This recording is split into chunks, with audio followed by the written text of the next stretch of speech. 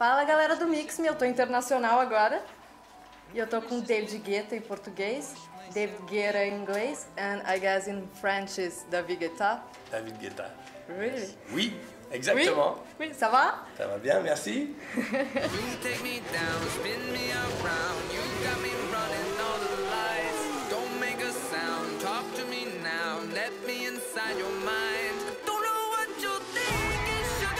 You are already lost count of how many times you've been here, right? Oh yeah, You're I love it so much. Practically a Brazilian. It's easy. I come once a year since 9 years. So since 9 years, always on summer. That summer? No, sometimes I also come during Carnival. Sometimes, so yeah, it's our summer. Still, yeah, but yeah, sometimes January, sometimes November, and sometimes February.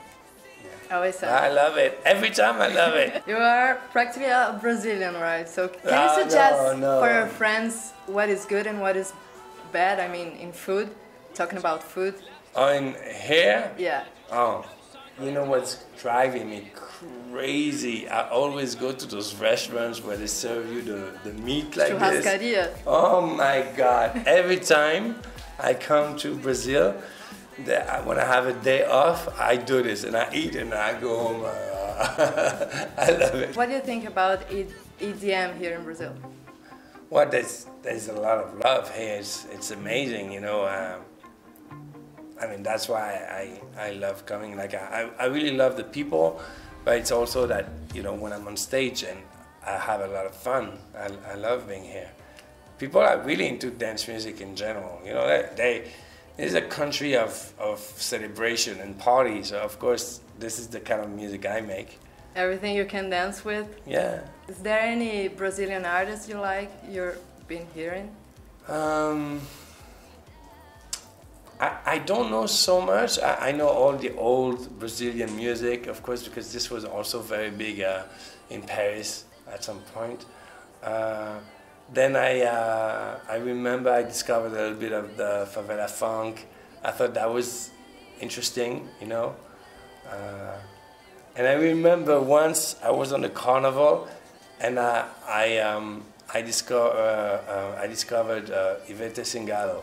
I was like, oh my God, this woman has so much energy. It's crazy. She's the queen. Oh my God, amazing, unbelievable. Enough about Brazil. Now about your album. Listen, you took 3 years to get it done, right? Uh-huh. And you said you were willing to get out of your comfort zone. What do you mean about that? Well, you know, like my usual process to work with my laptop and only electronic sounds, and this time I tried to do something different, combining electronic music with acoustic instruments, and I worked with a classical music orchestra, and of course this is not my usual process, you know, and also focusing more on the song, on the words, and until today I just wanted to make the people dance, and maybe on this one I'm trying to also to make them a little more emotional, maybe. Yeah. Because it sounds more personal, introspective. Mm-hmm. Where do you get the inspiration from? Well, from my life. Your personal life.